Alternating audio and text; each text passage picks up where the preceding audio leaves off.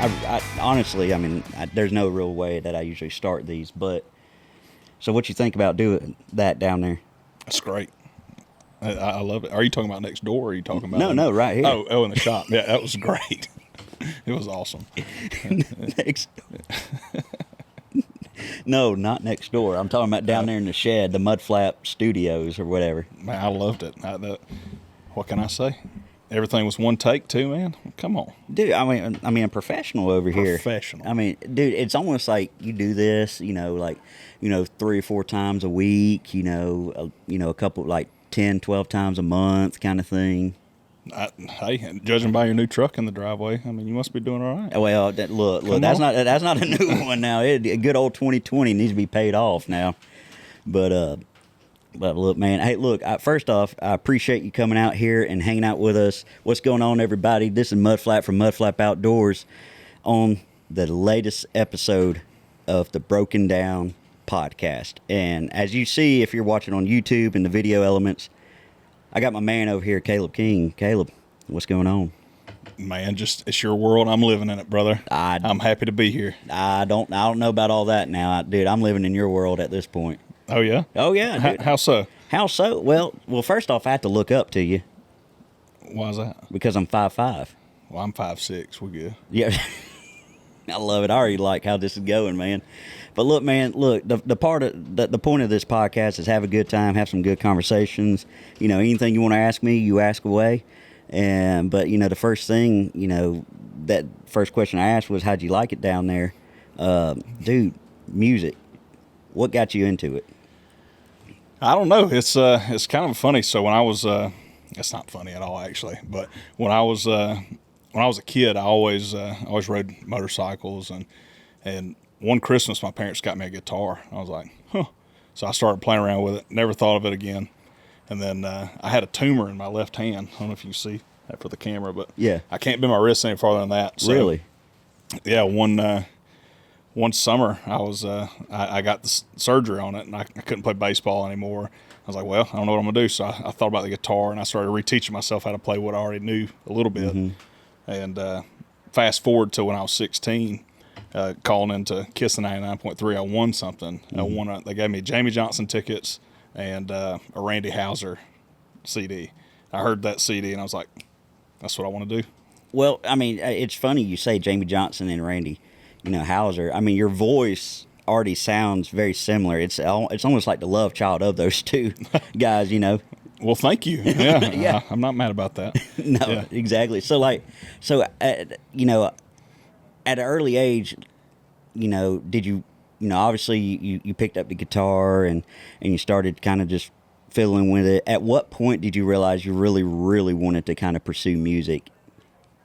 Well, the first time I ever played, I played out and just feeling the validation of people saying, "Hey, you're kind of good at this." And I was obviously then I wasn't very good, mm-hmm. but hearing people say that, and like I started making friends that I guess wouldn't have been that sounds weird, but mm-hmm. I started getting more attention from people. I never had that like in school, and that's that's kind of how I made a decision to do it. So. Right. So it's almost like that initial support system, because obviously, growing up, you always have that support system. You have those people that says, hey, you're good at this, when like you said, like at the time you probably weren't good. Like when I started video production, people were like, "Hey, good videos." And I look back at them, I'm like, "These are awful." Like what? I'm like, "I appreciate you lying to me, but these are awful. Don't lie to me ever again." Going back and listening to some of those old songs, I'm like, "Man, these people are tone deaf." That or they were just lying to me, which, hey, it worked. So yeah, here I am. Yeah. But again, that support system and however you want to call it, whether it's that false confidence, it gave you enough confidence to kind of keep pursuing it and keep perfecting it. And then at what point in your journey did you realize, like, hey, not only did you like the music, but you liked the songwriting process? Yeah, I didn't really songwrite that much until I was probably in my 20s. And, I just did the cover song thing, getting people to sing back to me. And the songs that I did start singing, like I just said, they were terrible. And what was the question again? Say it one more time. Yeah, so obviously, like your journey, you had the support system, you gained the confidence to continue the music. At what point did you really start enjoying the songwriting process? Yeah, in my 20s, when I started living life a little bit more, you know, that's kind of what made me start writing, was feelings that I had. Okay. So Okay. So, like, obviously you sat there and said, there was you lived a life and that kind of impacted your songwriting, I guess talk about really your songwriting process now and kind of who you collaborate with and such. yeah, so now everything I write about now is more family oriented. I don't party. I don't do any of that stuff, and I write about real life, like in my life. And I collaborate a lot with Jake Harrelson. So we write a bit. Blaine Rudd, you probably know Blaine. Written some with Adam Hood, Adam Swin, those guys like that. We're all kind of like minded. Yeah. Rye Davis, he's Yeah. another great writer.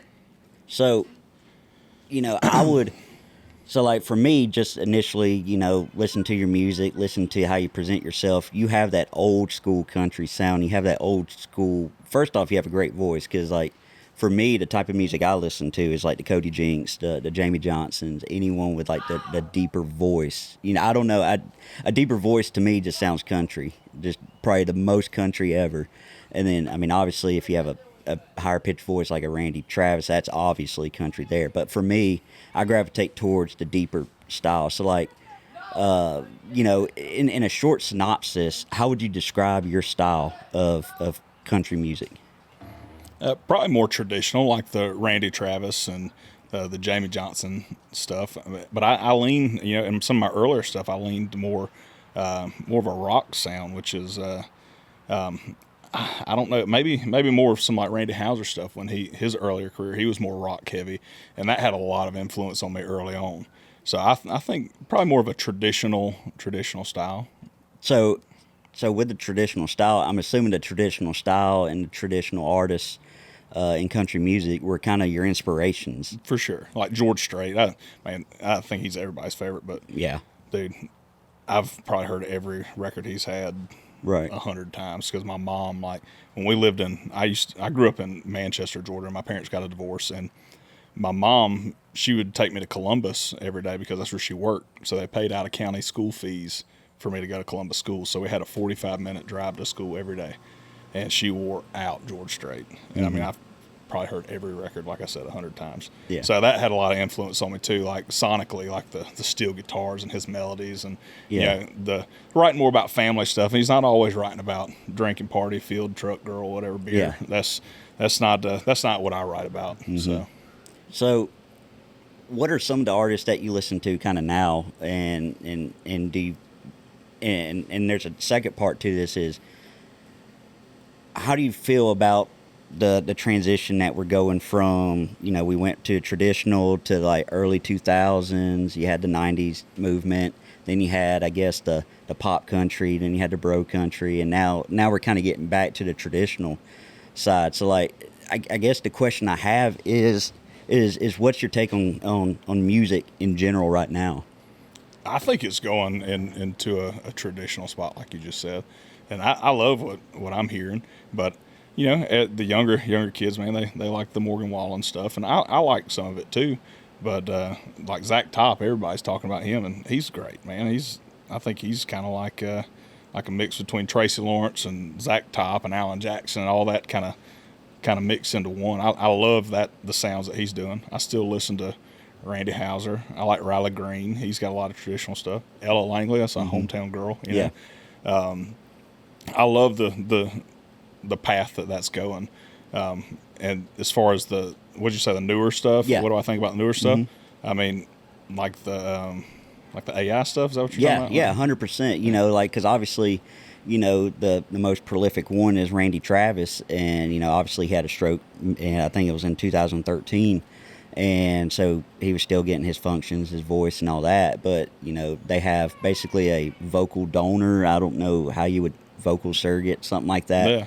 And then they used AI. Crazy to say it. Yeah, it's crazy. Like, Yeah. I mean, again, right before we started rolling, we were talking about how, AI has changed everything. So kind of the first thing I want to kind of talk about is kind of your thoughts on AI in terms of like the vocal surrogate, like a Randy Travis situation. Man, I don't really have a problem with it. I don't think anybody has a problem with it, but I think it's cool. Have you seen the videos of like where he'll bring like Clay Walker and I don't know who else it was that he'd bring in, and they'd let them listen to his records and they would cry. I mean, it's unreal how spot on it is to his old records, and it's not even him singing, it's AI that created his tones from his old records. I think that's awesome, but it's still a little scary too as far as the songwriting aspect of it. Like, hey, write me a country song, and who owns that stuff when it gets put out? Yeah. Or who was it Drake or somebody that like had somebody so. put Yeah. something out? Yeah. Like that's it kind of freaks me out a little bit, but Well, and it's funny, because I was listening to a podcast. I think it was with Theo Von. It was Theo Von and Kid Rock, and Theo Von asked him about like the AI and using his likeness and all that, and Kid Rock's like, "Do it. I don't care. I mean, look, it's less work for me. I'm going to make money off of it, and I didn't have to lift a finger." And I'm like, yeah. Well, and then the great thing that he said was, hey, I can perform it on stage and no one's going to care. That's right. Like, it doesn't matter if I wrote it, did it, anything. Like, I can still do it and use it. Well, the good news is none of us make any money on it anyway. So yeah. So rock on. Yeah, no, exactly. And I think that I don't know. My opinion on the whole AI songwriting kind of situation is, I think there's a happy balance. I think there is a because again, like you may have a song idea or title, and you may not be fortunate like a Morgan Wallen to have like the 16, 17 different writers that are on one song.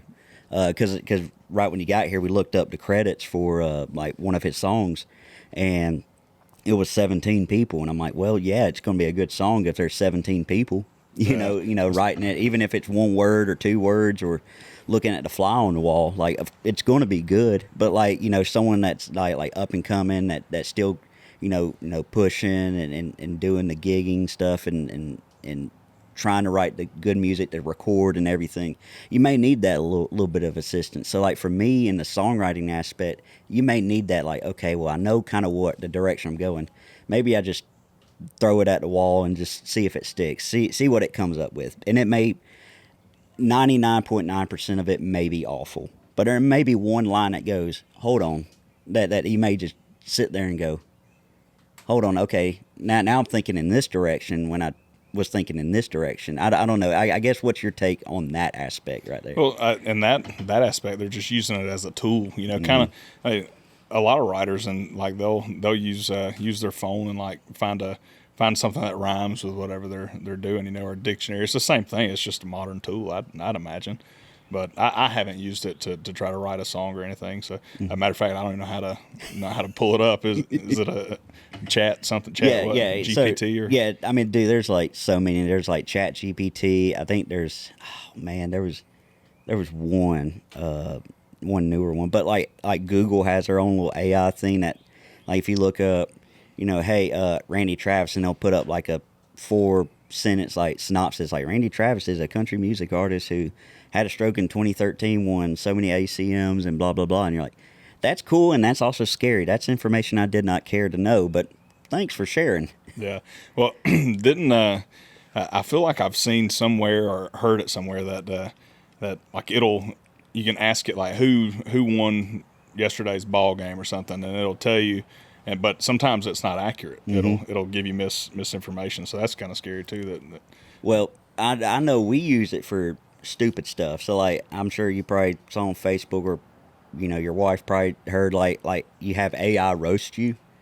Oh yes, we roasted us, and it was spot on because it was. First off, it was my buddy randomly sent me what felt like a 5-page essay about a photo of me and him. We had American flag overalls. Look, this was probably about 4 years ago or something like that. And we were at Orange Beach, funny enough. And I think it was for Memorial Day weekend. So we had to dress up and show out. But he did that.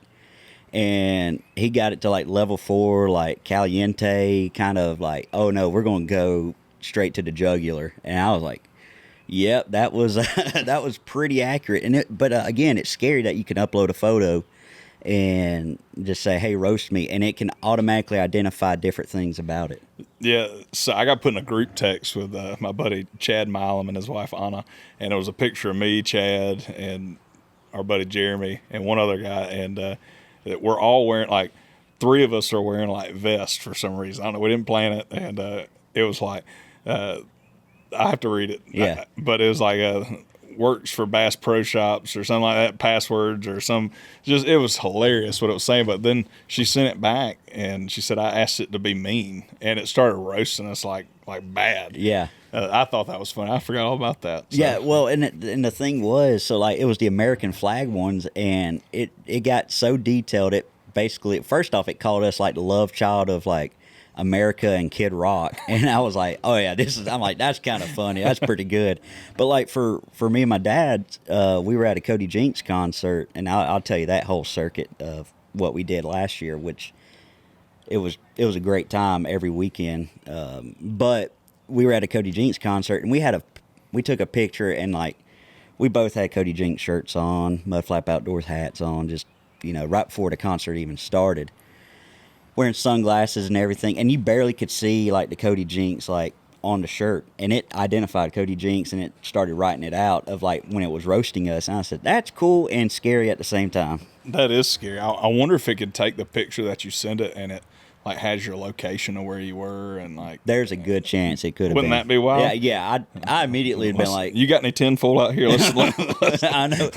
You know what? Podcast is over. We're done. This is technology. Right, we're out of this. That's right. But so like going back to what I was saying, like like so like last year, and we did not plan this out this way, but the whole month of October, every weekend we had a concert. Me and him did.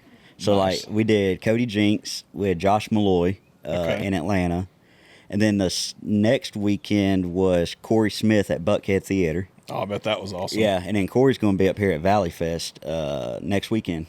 Okay, yeah, I saw Blaine posted something about that. Yeah, because Blaine is I think he's going on before him. I think. Yeah. I don't know. I got to look at the lineup again. So we saw Corey Smith there at Buckhead. And then a weekend after, we saw Pony Bradshaw at Waverly. And then the following weekend, actually wasn't really the weekend, it was a Monday, we saw Whiskey Myers in Dothan.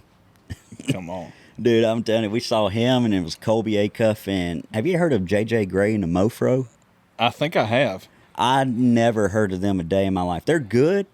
Not my cup of tea, but they're good. Yeah. I appreciate it. It's kind of like a more soulful Jimmy Buffett is probably the best way I can explain it. It's kind of more like beach kind of vibes is what I'd consider it. Boat rock is probably the best way to explain it. There you go. Like yacht rock? Yeah, yacht rock. That's it. That was the terminology I was looking for.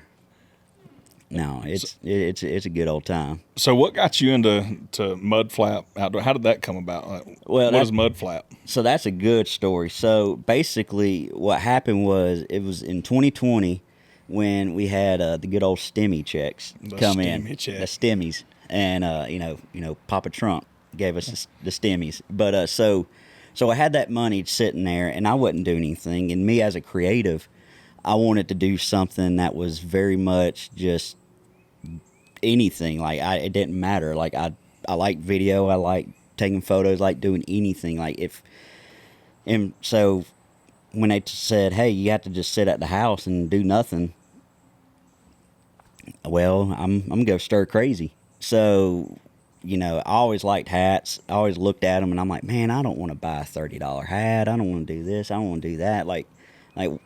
I guess one day I just kind of woke up and said, man, what if I made my own?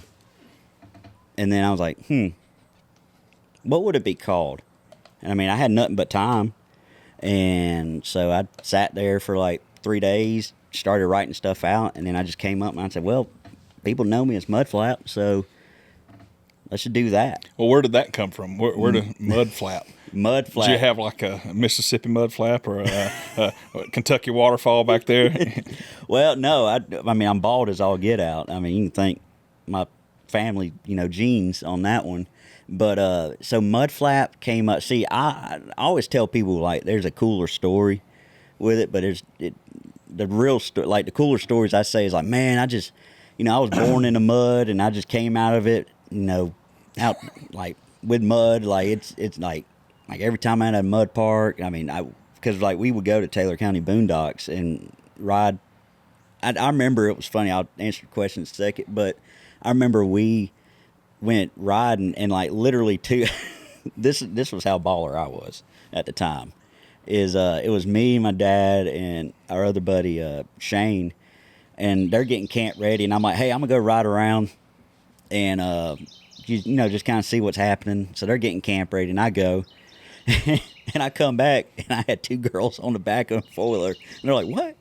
I'm like, look, guys. I'm like, this is how that's where Mud Flap came from. Yeah, that's it. No, but I wish that was the true story. But true story was it started with rap. Okay. Because growing up, I had a buddy, Troy Jackson, who plays music. He can play the guitar. He can sing pretty good. And when I say pretty good, he's way better than me. I can't hold a tone to save my life. Like me either, brother. Quit lying now. Me and Troy, we're the only ones that know how to do it right. Yeah, 100%. But so I was like, all right. So I kept asking him. I mean, we were like middle school or whatnot, and I was still getting into video stuff. And I'm like, man, I want to do a music video. I want to do something. Like, again, just the creative juices. I wanted to do something. And so I was like, hey, man, he had like maybe like Audacity, like the free like recording software you can get online. And I was like, man, just record something and we'll figure it out, later. I'm like, I just want to do a video. And he's like, oh, yeah. Well, he's smarter than me. He's baseball, like, the gifted accelerator program, like doing all kinds of stuff. And he just didn't have time. Well, again, this kind of lines up to the mud bogging stuff that we used to do at Taylor County boondocks. And I, at the time, I liked Colt Ford, Charlie Farley, the Lax, Bubba Sparks, JB Moonshine Band, Low Cash Cowboys, when they were Low Cash Cowboys, not Low Cash now, Georgia Boys, all that kind of stuff. And I still do, but I was like, all right, I liked it, and I was like, man, I want to do a song, I want to do a music video. And I said, well, why not? And so I ended up just kind of coming up with a horrible song. When I say horrible, Caleb, nothing rhymed. It was like free verse. Wait, so you wrote this song? I wrote this song. Was you? Yeah, is this still out there? Oh, it's out there for the world to see. What's it called? It's called Work Hard, Mud Hard. Work Hard, Mud Hard. And it is I will call it a parody of a Wiz Khalifa song. Solid. So it was that with bad auto tune and everything. It's just it is every bit of so bad. You can nothing's great about it. And I did the song, and I'm like, I need a name. And so we were sitting at JR Steakhouse over here in Smith Station, and it was just a bunch of us, and someone there, because I think I showed them the video and song, and they're like, well, you can't use Cody Baker. Like, that's a horrible name. I'm like, yeah, 100%. Like, that's a horrible rap name.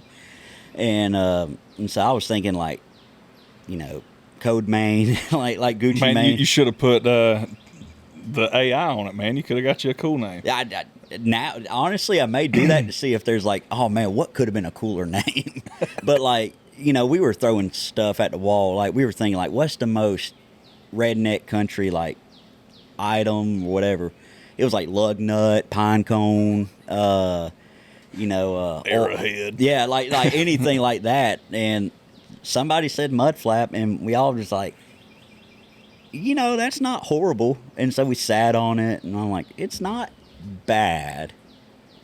And so a couple days go by, and we're like, screw it, it's mud flap. And I'm like, I'm mud flap now. And then it just kind of stuck at that point. Well, I like it. I don't think there's nothing wrong with it. Well, I appreciate it. For the longest, I was like, I don't know. Well, I was just hoping it was mullet related, but I wish it was mullet related. That should be. You should come up with some T-shirts, with Mud Flap Outdoors, and a guy has a skullet or something. Here's the thing with the way my hair is, I could actually grow a skullet. Come on. Caleb, I'm trying to find a female in my life. I'm trying. Well, I don't that think might attract the wrong ones, brother. I don't need that. I don't need that in my life.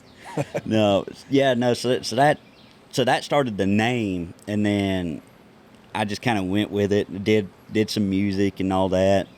None of it's good. Actually, no. There's one that's actually like, it's not bad, because we did this thing. Me and my buddy Chandler. We did the Phoenix City Boys. Okay. So I don't. You probably heard maybe a smidgen, because I don't know. Like Daddy, every now and then, or back in probably a couple years ago, someone's like, "Hey, are you? Does your son do the Phoenix City Boys?" And he's like, "Yeah." And I'm like, "Oh, well, I like it." I'm like, "You were one of the very few people that liked it," because I'm telling you, when we did the first song, which was, again, we were in high school, probably like freshman or sophomore in high school, and we put it out there. Oh, we were ridiculed. The internet's ruthless. We were. It was so bad. The comments were bad. The Facebook at the time. I wish I could go back and just start reading those comments again. It was so bad, Caleb. Like, I didn't know any of it was happening. And then my buddy Chandler called me. He goes, "Hey, man." I'm like, "What?" He goes, "You need to check Facebook and YouTube." I'm like, "Why?" He goes, "Do it and call me back." Oh my goodness, it was so bad. I called him. I said, "Dude, this is ruthless." Then I had another buddy just randomly call me and says, "Dude, you need to make a part 2." I said, "Why? This is ruthless. This is awful." He goes, "No, play into it. Play into it completely. Like, if they think it's serious." What do they call it? Satire or whatever? Satire, basically. Like, if they think it's serious, play it off. And so we wrote the part 2 within like 15 minutes and recorded it in one of the bedrooms in there, because I had my computer, a little blue, I think it's like a blue mic or whatever, USB mic, and we lit into it. And we did the music video like maybe a few days after that. And I told him, I said, "We got to be the most outrageous." So I had my overalls, no shirt on, horrible dancing. When I say horrible, that was my best dancing I've ever done in my life. Straw hat, just as mean of a face as I could, just to make it as just sell it. And that was the whole point. And after that, they're like, "Okay, never mind. We were kidding." And I was like, "No, we heard you. We heard you loud and clear. It was supposed to be for fun, because I mean, we're just, what, 15, 16-year-old kids just doing whatever."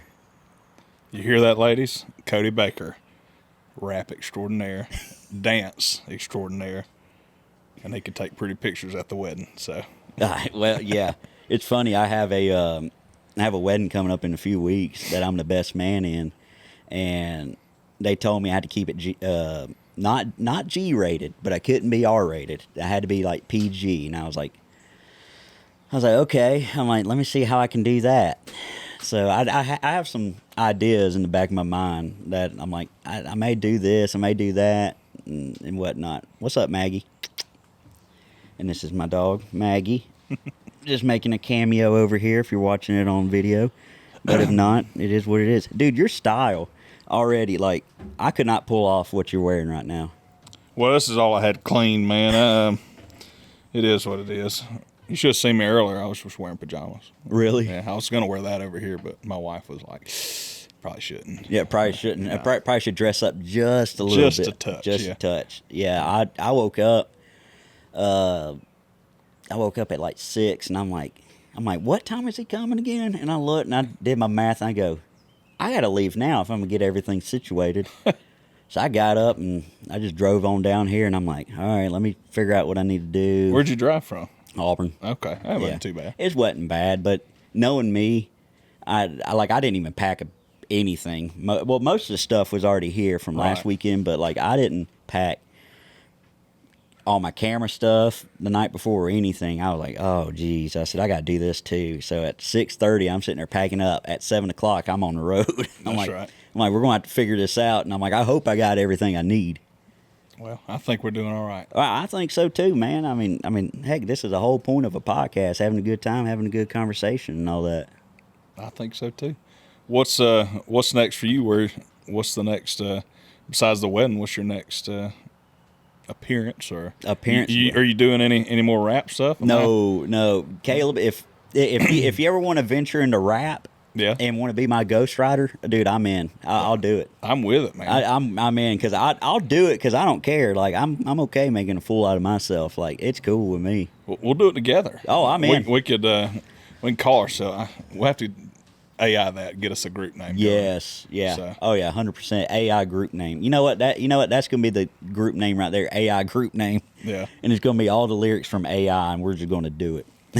It's funny you brought up Taylor County Boondocks because, so when you said that, I immediately went back into my mind. I was like, one of the worst shows I've ever had in my life was at that place, and some of the best shows I've ever had were at that place. But I've probably played out there 4 or 5 times over the last however long it's been open. But Yeah. The worst one I ever did was July 4th.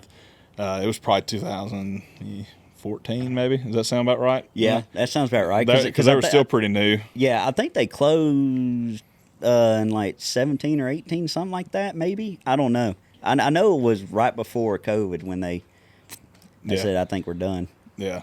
Well, I had sliced my hand on some metal and sliced my tendons open like 5 days before the show. How'd you do that?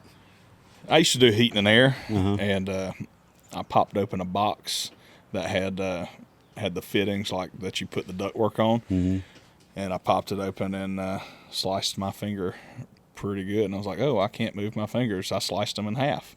And anyway, so I had to get them sewn back on. So July 4th was the show.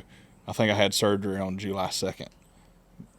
So I'm in this big cast thing, and I can't play the guitar. And my band, we did a full band thing, and I thought I did great when I was up there. But I forget the guy, Steven maybe, one of the guys that ran it. He came up to me and was like, man, you sounded pretty good, but you do know that you stood backwards the whole show, right? I was like, say what? He said, yeah, you looked at your drummer the whole show. And I looked back at some of the pictures, and I was turned straight around. And, I wasn't in my right mind because all the pain or whatever. But I thought that was, I went right back to that. When you said Taylor County Boondocks, I was like, that's the worst show I've ever done. But, yeah, dude, no. backwards. Yeah, no, Taylor County Boondocks was a good time because, like, we were there. We would, like, on it, like, as much as we enjoyed the, like, the riding around and all that, we mainly went for the concerts. Like, we went, and again, that was, like, Average Joe's Entertainment, like the Colt Ford brand and all that. That's if they were going to do an album release or anything, that was the party. That was where they were going to do it. Like the Mega Truck series was, a lot of it was filmed there. A lot of their music videos during that time was filmed there. Like if it was out there at a mud park, it was there. And Demon Jones had a song Boondocks. Filmed it at Boondocks, the whole thing. And I'm like, well, that's ironic. Is he what does he do? What kind of music? Demon's a rapper, but he's also a songwriter too. That's an interesting name, Demon Jones. Demon Jones. Well, Demon Jones was part of Rehab. Oh, really? Mm-hmm. Yeah. So like the first, I don't want to say first, but I guess the inception, if I remember correctly. And I think he ended up doing his own thing, kind of branching off, and that's when Danny Boone, I think is the lead guy's name. Demon left, and I think that's when Bartender came out. Really? Mm-hmm. No, it was like right around that time. What year do you think that song came out? Early 2000s, probably? Yeah. And I was like, I thought Rehab was going to do good. I was like, hey, I'm in it. Then, nope, they just kind of feathered off. But I also think, times are changing because, again, at the time you had the record sales and you had, buying the CDs and all that. And obviously, if you did it illegally during like LimeWire, FrostWire, or whatever, and got all those viruses that you would do it and burn those CDs, Did he ever freeze up any of y'all's computers from LimeWire? Yeah. He's nodding his head, yes. Yeah. Well, I don't know. Yeah. But I neither confirm nor deny that. But it, now with the streaming changed everything. And again, it's almost like social media. Social media changed everything, especially in the creative space. And I'm using creative space very loosely because that's also in songwriting, that's in song presentation, song distribution, however you want to call it. Like I know I asked you this earlier, but I'll ask you this again. Going back to the world of music, like if you had like basically all the money, the distribution, whatever kind of in the world at your disposal, would you how would you present your music? Would it be a kind of like very similar to a Morgan Wallen, the 36, 37 track, album, or would you do it kind of similar to a Gavin Adcock where it's like a song a month and then maybe repackage it as something like? I'm just more curious of kind of how you would do it. If I had all the money? Yeah, all the money. Like no budget? Yeah, no budget. And, just in this scenario, no budget, anything. How would you present your music? First off, I would try to record only the best songs, even if it was something that I didn't write. Mm-hmm. I'd go out shopping the best songs I could, so you could recoup some more money. Mm-hmm. But none of us make any money now, anyways, on streaming. But I don't know. I'd try to beat Morgan Wallen. I'd do 100 songs a time. Yeah. That's what I would do. Oh, yeah. Me, John Boy, and Blaine, and probably Jake Harrelson, we'd all put out 100 songs at a time. Yeah. If I had all the money at my disposal. Yeah. So, okay, that actually brings up a disposal, not disposable. Disposable.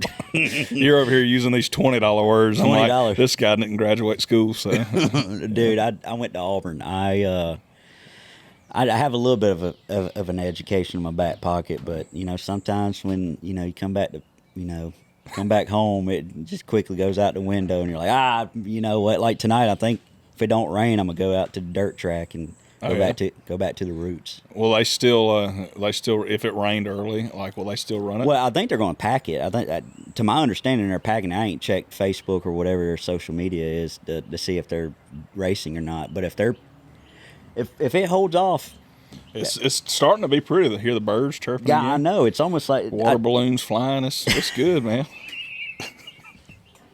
Oh, jeez. Oh, gosh. I know you got the best view of all. That's the best part of us. Yeah. No, we, So, all right, man. So, I want to know a little bit more about you, man. So I know when we talked on the phone a couple weeks ago, you were talking about like how much you like golf. Like, tell me about your golf experience, man. Well, I'm no good at it anymore. But back in the late 1900s is when I really picked up my first golf club. So I was born in 92. It's about 99 when I picked it up. I'm just kidding. But no, I like to play golf. That's most people like to hunt. I like to fish. Mm-hmm.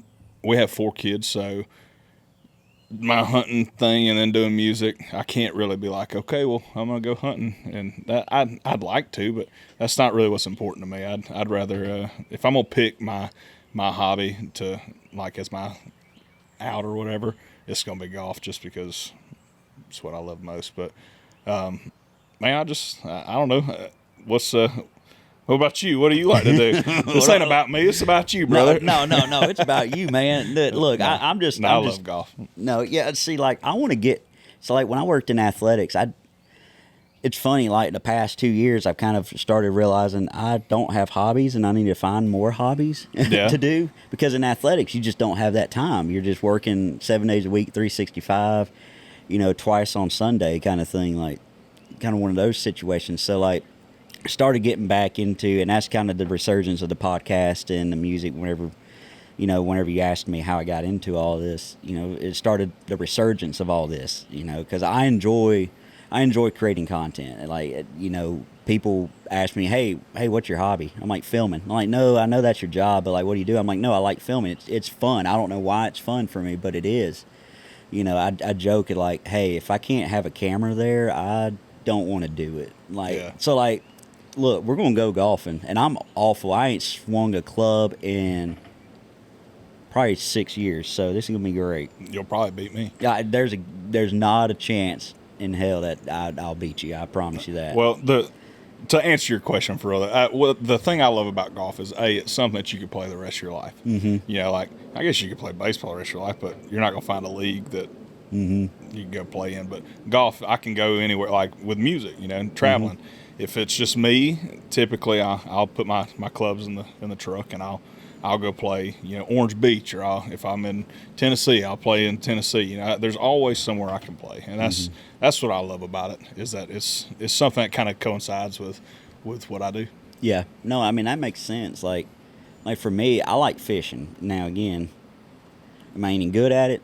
I mean, I throw a line out there and they just don't bite. But I mean, again, the way I look at hobbies is if I can be off my phone and just kind of just enjoy the outdoors, that's what I like to do. So like when I tell people I just like doing anything outdoors, like, dude, yeah, I could just start walking that like dirt road back there and just start picking up like a twig and just throwing it like I did back when I was 7. That's fun for me. Like it doesn't matter. Like it's that simple. That's how simple I am. So like, am I good at golf? No.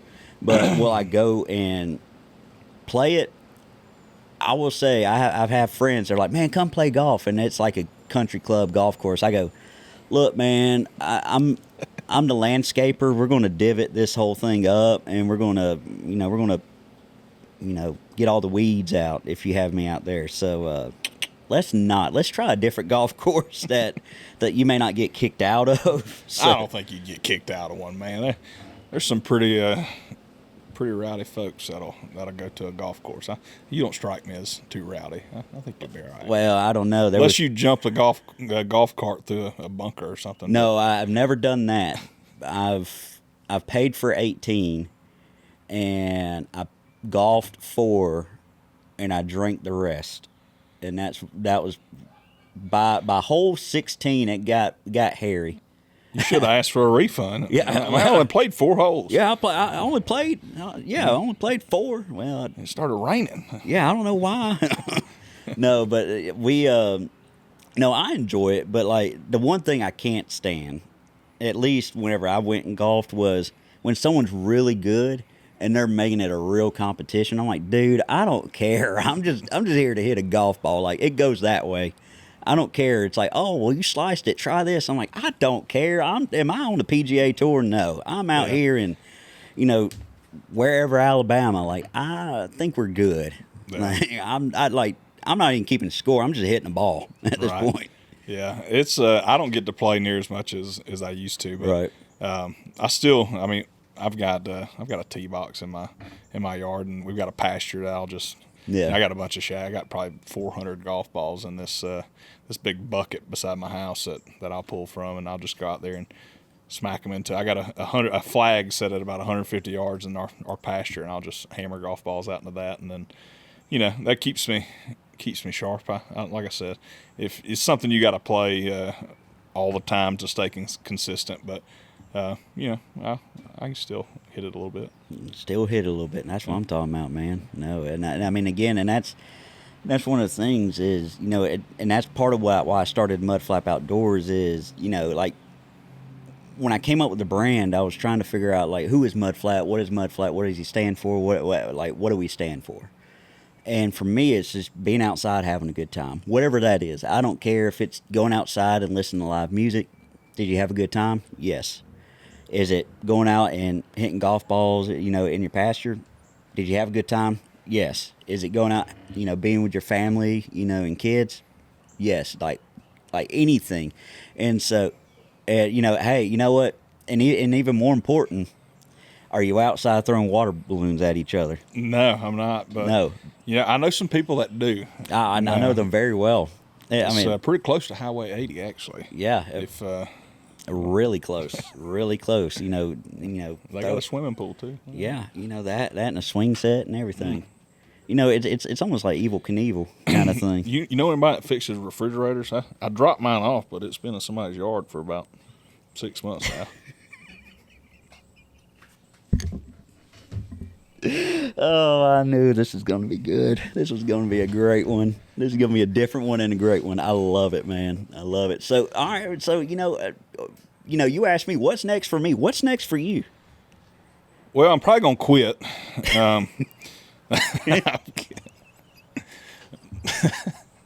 No, man. I'm at the point now to where, I love my wife. I love my kids. I love where I'm at. And, for the last, let's say I'm 30, how old am I? I'm 33. I've been at this since I was 17. And if nothing ever happens with it, I'm completely fine with it at this point because, man, I've got to do some of the coolest things that I never thought that I would have done. I've met my heroes. I've shared stages with my heroes. I've written songs with some of my heroes. Like I'm content at this point. And man, if I could just keep writing songs, and if by the grace of God somebody cuts it and we find an up and coming artist that like looks at me as a hero or whatever, and they want to record some of my songs and they take it and do whatever, then hey, that's awesome. It's not in my plan, but if that's what happens, that's what happens. But man, I could give it up for real tomorrow and still be happy at where I'm at. You know what I mean? But as far as what am I doing next, I've got some songs in the can that I could put out, and I probably will. And thanks to people like you, and give me this opportunity to talk about. Really, I'm not talking about much because I'm an idiot and I don't say much right. But I don't have them $20 words like you do, like synopsis and what was the other one you used? Oh man, I forgot now. Coincides and all these big words, but. Boy, read a book. But I did read a book once. One book. Cracked it open just a minute. But no, man, I don't know. I just love playing where I'm playing at. Man, like the Floribama is such a blessing to us because, it's like we don't have to go out and play all these different states anymore. There was times that, I would be away from my family, for 4 or 5 days at a time because I'm going to Chicago or I'm going to Tennessee to write songs, and it's like it's not really fair to my kids either, And it's like at this point I get to go to the Floribama. I can take my kids. My wife loves the beach. We've met some great friends down there. A lot of my songwriter buddies go down there. A lot of retired songwriters live down there. So it's like the best of both worlds. And then on top of that, you don't have to go hit any of these states anymore because it's such a transient, audience. People are from, in the wintertime, you got people from up north.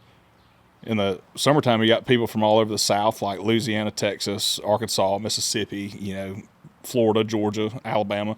It's such a cool thing, man. It's like hitting all those states in one day. That's what I love about the Floribama. And it's been such a great venue for me. And I watch my numbers, my numbers will start to dip, and then I go there and then they pop back up again. Right. And it's just cool, man. It's seeing the effects of just going out and beating the streets. You do it, 4 hours away from here. Well, not only that, going back to kind of what started is, this whole conversation was your unique voice. It's like I said, it's that love child of Jamie Johnson and Randy Houser. But look, look, yeah, you're an ugly baby. Look, you're over here giving me crap about a $20 word. You said one. Transient.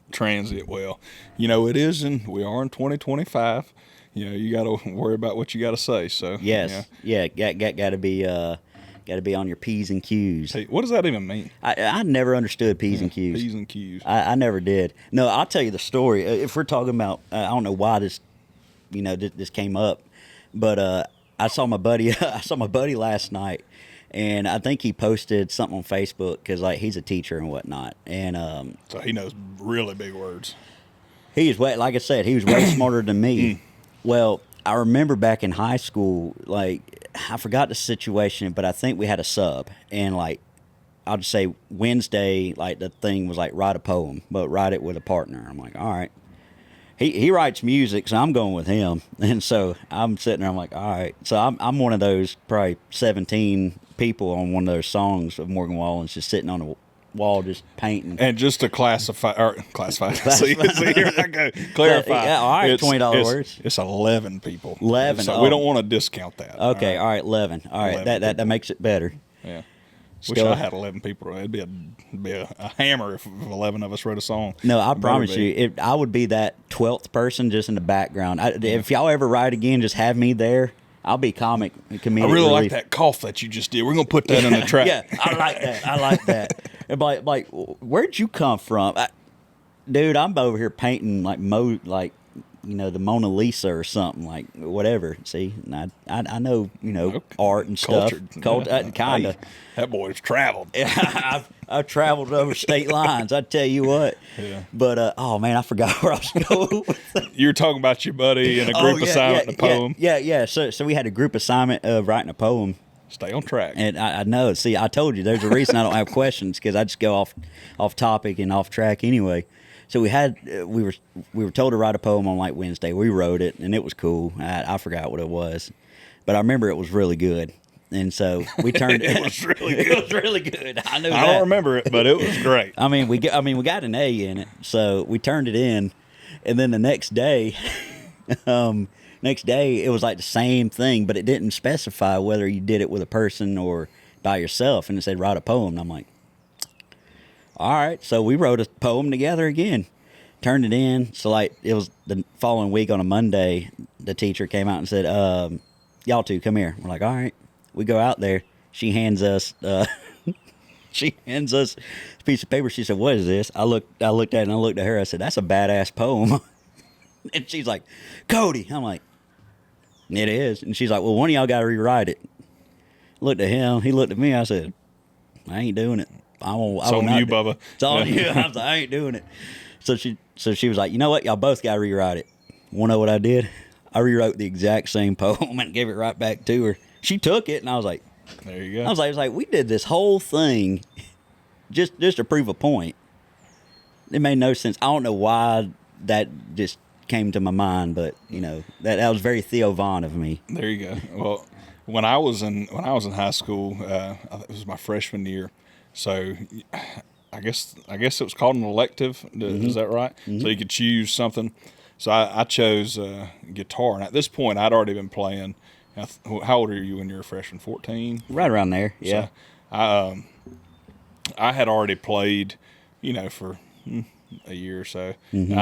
I knew a little bit. So when I went in there to this beginner guitar class that we had, it's the only class I've ever made a 100 in my whole career of school. Yeah. And dude, so I carried this guitar around. And the next class after that was my English class. And I brought my guitar to school every day. Like, I didn't just play the little classical ones they had because I wanted to be cool, Mm-hmm. And so when I went into my English class, she told us to write a poem as well. And I didn't write a poem. I wrote a song. And she said, if you perform that song, I'll give you extra credit. And I needed all the extra credit I could get. So I sang that song my freshman year, and that was actually kind of the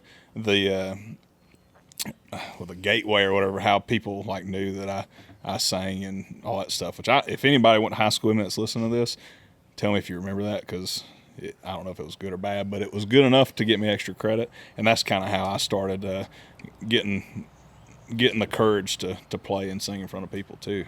Interesting. Nervous. Yeah, over shaking. Just, only look at the words again. Yeah. Look at it. Yeah. No, okay. All right, that's interesting. I didn't know that. They call me Love Child. Hold on 1 second. They call me Love Child. No, we had I'll tell you this one story I totally forgot. It was in high school. Oh, I had a conversation with someone the other day, and I don't know, again, high school. And we were talking, no, you're good. And we were talking about the worst jobs we ever did or whatever. And I tell you, I was still in high school. I think I was going into my junior year, and I worked at high school, and it was like a summer job.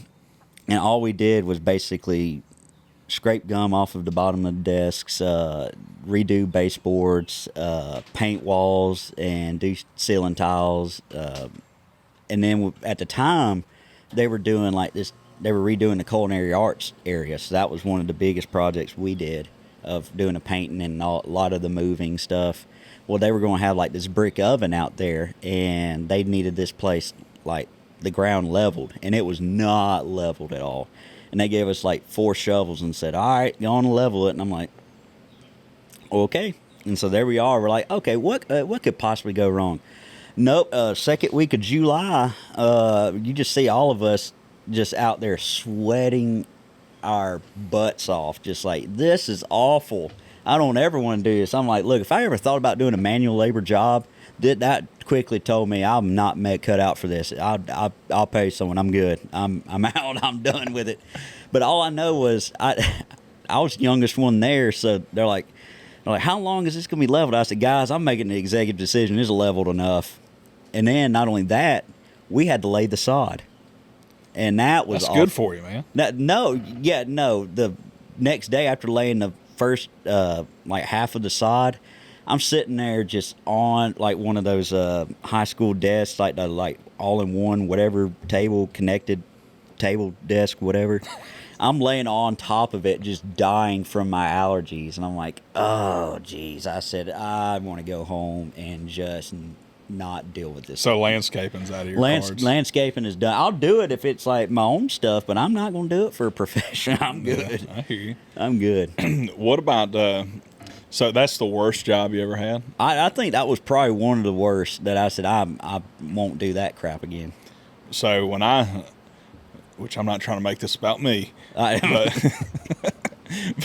when I moved to Nashville in 2012, 2013, somewhere around there, the first job ever, like we had to find jobs quick because, man, Nashville has always been expensive no matter what. And I think our apartment, me and my buddy Wesley Culpepper moved up there.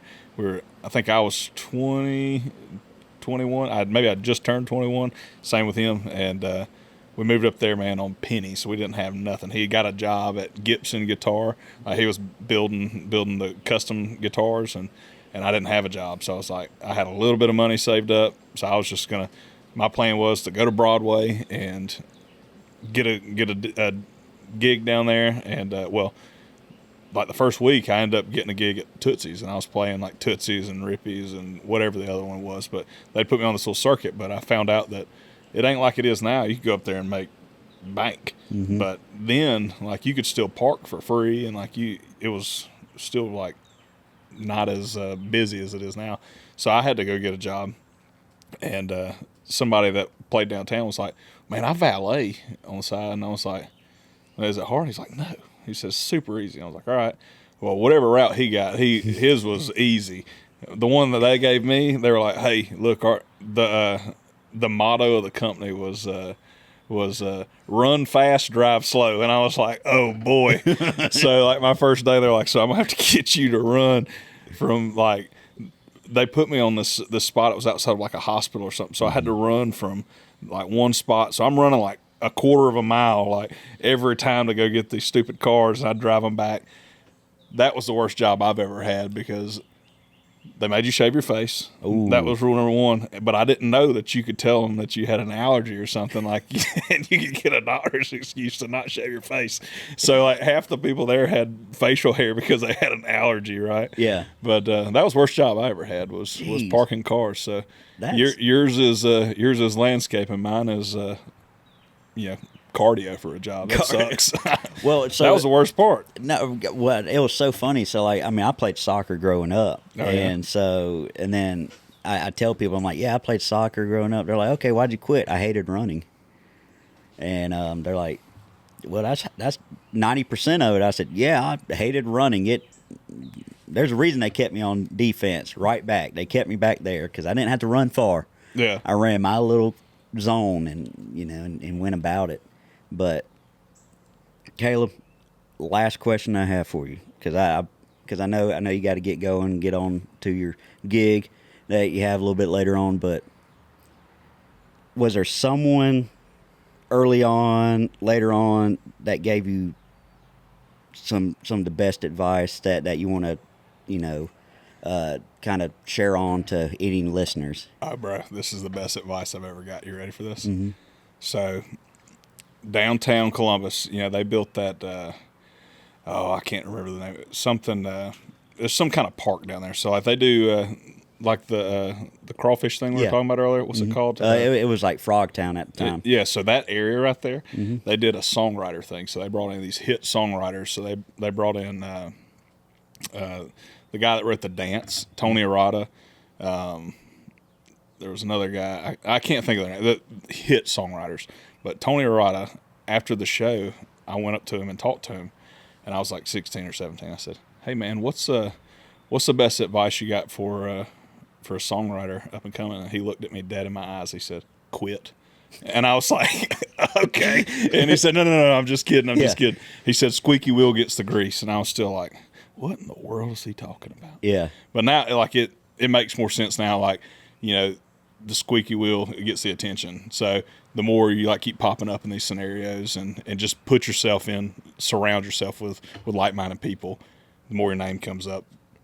There you go. You're getting the grease. So Tony Arata, that's who gave me my advice. There you go. That's what I'm talking about. Haven't seen him since. I don't even know if he's still alive, but hey. You know what? He wrote some good songs. You know, I was about to say, we talked about it. Yeah, all you got to do is get on your phone and just Google it real quick and be like, hey, yeah, well, we can figure it out. That's right. But, Kaleb, I appreciate you coming down, doing the songs. I'll come out, a little bit later and doing this podcast with me. Dude, thanks for having me. Always, man. Anytime.